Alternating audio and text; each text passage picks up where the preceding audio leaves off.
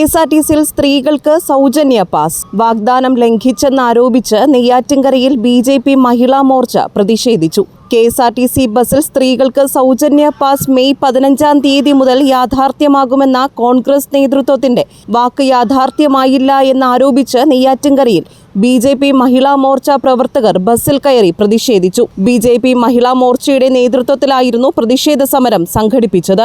Neyyattinkara Alummoodu junction മുതൽ വിവിധ ബസ്സുകളിൽ കയറിയായിരുന്നു പ്രതിഷേധിച്ചത്. സമരത്തിന്റെ ഭാഗമായി സർവീസുകൾ ഭാഗികമായി നിർത്തിയിടുന്ന സാഹചര്യവും ഉണ്ടായി.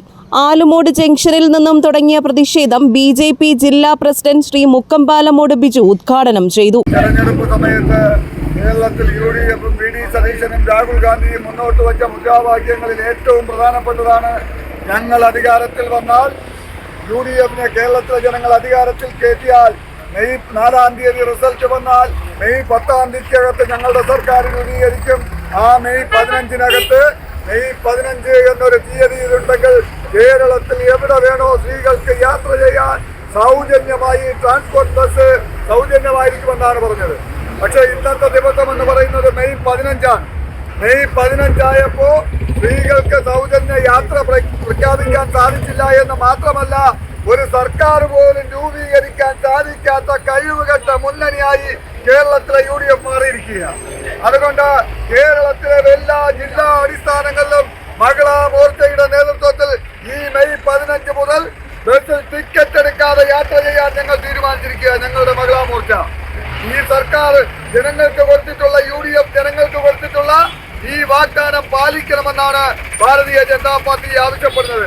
മെയ് 15 എന്ന് പറയുന്ന തീയതിയായിട്ടും ഒരു സർക്കാർ പോലും രൂപീകരിക്കാൻ കേരളത്തിലെ UDFന് സാധിച്ചിട്ടില്ല.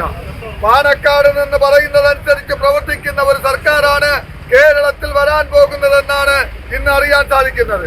ഇന്ന് കേരളത്തിലെ ജനങ്ങൾ ആകെ ആശങ്കയിലാണ്.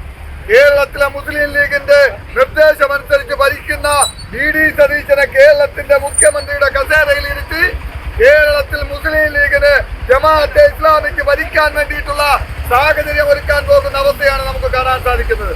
അതുകൊണ്ട് ഞങ്ങൾക്ക് പറയാനുള്ളത്, ഇന്ന് മുതൽ ഭാരതീയ ജനതാ പാർട്ടിയും മഹിളാ മോർച്ചയും UDF പറഞ്ഞിട്ടുള്ള വാഗ്ദാനങ്ങൾ നിറവേറ്റുന്നത് വരെ ഞങ്ങൾ ശക്തമായ സമരമായിരിക്കും മുന്നോട്ട് കൊണ്ടുപോകാൻ തീരുമാനിച്ചിരിക്കുന്നത്.